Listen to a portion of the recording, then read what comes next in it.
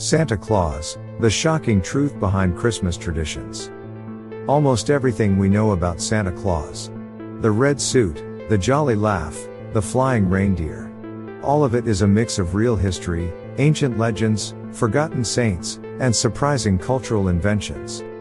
And the true story behind him is far older, far stranger, and far more global than anyone imagines.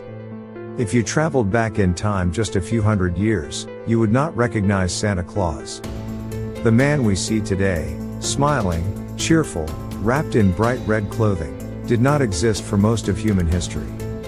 Instead, the origins of Santa stretch across thousands of years of winter rituals, pagan gods, medieval saints, ancient myths, and cultural traditions that blended together over time until one figure emerged, the Santa we know today. But his story begins long before Christmas ever existed. Let's travel first to the ancient world, where winter was not a season of joy, but a season of fear. In Northern Europe, long before Christianity, people watched the skies for the darkest night of the year, the winter solstice. The days were short, the nights long, and survival depended on the return of sunlight. To bring hope during this dangerous time, different cultures created winter rituals, honoring gods and spirits who represented protection, generosity, and light. One of these figures was Odin, the ancient Norse god. Odin wasn't jolly at all. He had one eye, a long white beard, and he rode across the sky on an 8-legged horse named Sleipnir. Children would leave boots filled with straw or carrots for Sleipnir, hoping Odin would reward them with small gifts. This winter tradition is among the earliest examples of a magical old man delivering presents. Odin was wise, mysterious, and often depicted traveling in a hooded cloak. In many ways, he is one of the earliest roots of Santa Claus, especially the idea of a bearded figure soaring across the winter sky. But Odin wasn't the only one. In ancient Rome, during late December, the festival of Saturnalia took place. A week of feasting, gift-giving, and celebrations honoring Saturn, the god of agriculture. People exchanged small gifts, decorated their homes with greenery, and allowed servants to temporarily switch roles with masters. Joy, generosity, and festive chaos filled the streets. Many of the joyful traditions of Saturnalia would later blend into early Christmas customs. But the most important figure in the Santa story emerged in the 4th century, in a small town near the coast of what is now Turkey. His name was Nicholas.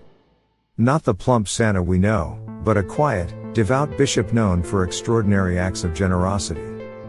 He would secretly give money to poor families at night, sometimes dropping coins through windows or leaving them in shoes. One famous legend says he saved 3 poor sisters from being sold into slavery by tossing bags of gold into their home, gold that supposedly landed in stockings left to dry near the fireplace. These stories spread across Europe, and Nicholas became one of the most beloved saints of the Middle Ages. Over time he became known as Saint Nicholas, patron saint of children, sailors, travelers, and the poor. On December 6th, his feast day, children would place their shoes outside, hoping Saint Nicholas would leave candy or coins. And so the first major transformation took place: Odin's sky-traveling magic, Saturnalia's gift-giving joy, Saint Nicholas's generosity. All began merging in people's imaginations. When Christianity spread across Europe, winter traditions blended with local customs. The figure of Saint Nicholas slowly evolved, but he remained a symbol of kindness, protection, and giving, especially for children.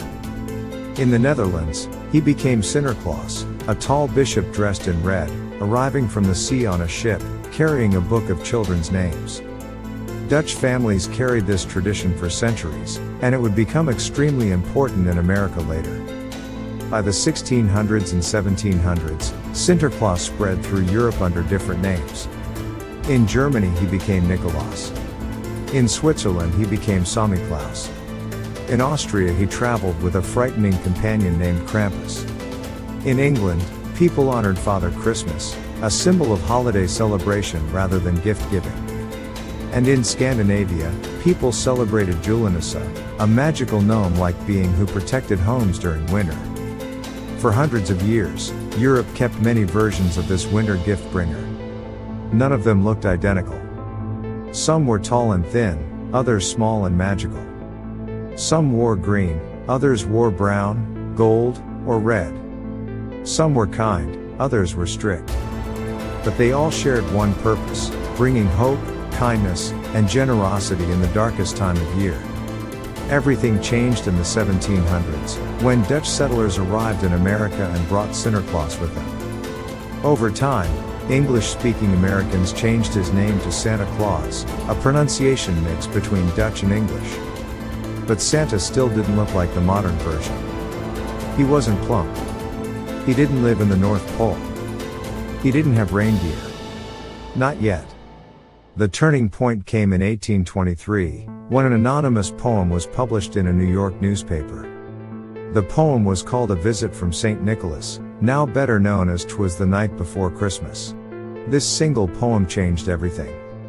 It described Santa as a jolly, round-bellied man, dressed in fur, riding a magical sleigh, pulled by 8 reindeer, flying from house to house in one night, entering homes through the chimney, carrying a bag full of toys.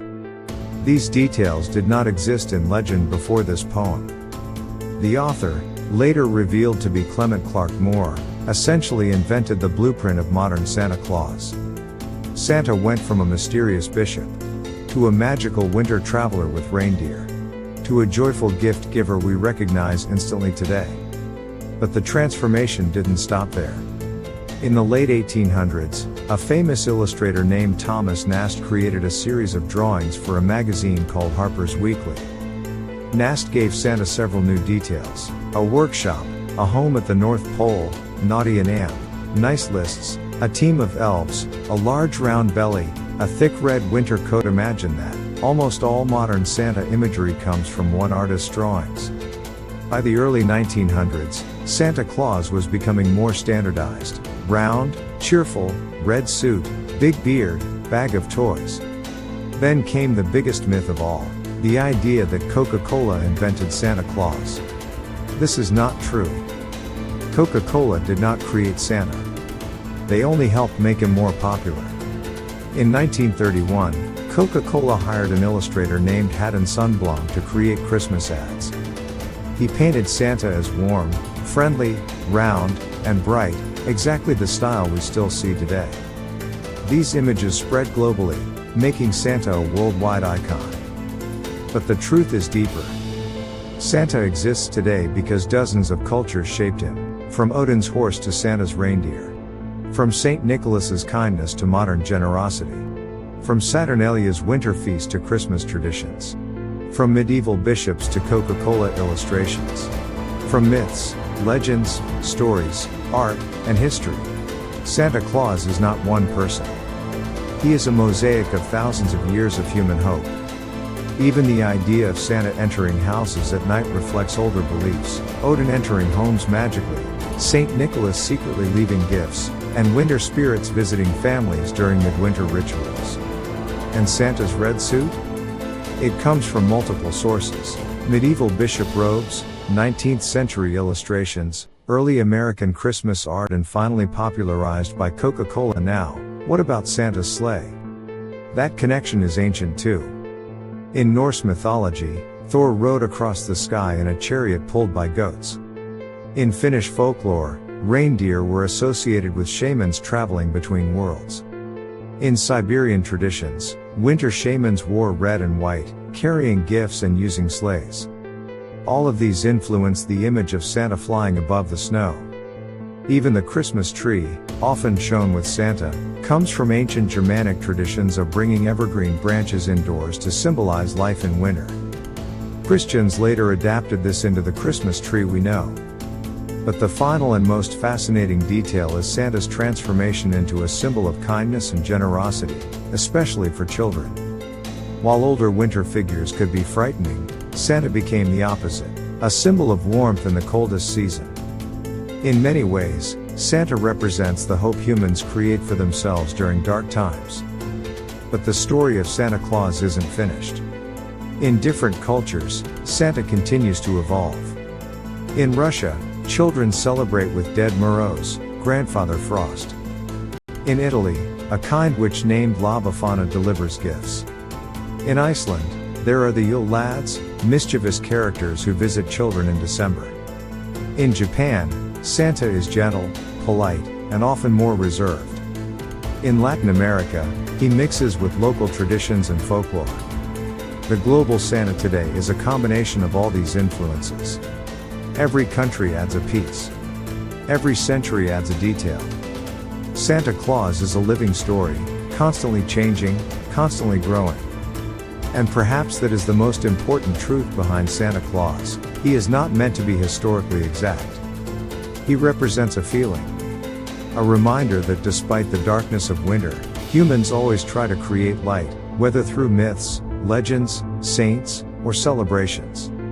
Santa Claus is the symbol of kindness we choose to believe in. In the end, the real origin of Santa Claus is not one story, but hundreds. Not one culture, but many. Not one belief, but a tapestry woven across centuries. When you see Santa this Christmas, you are seeing ancient gods, medieval bishops, folkloric spirits, and modern imagination, all united into one figure of joy. Santa Claus is history, myth, and magic combined. A character created by the world. A reminder that generosity never goes out of style. And that sometimes, the most powerful stories are the ones we continue to shape.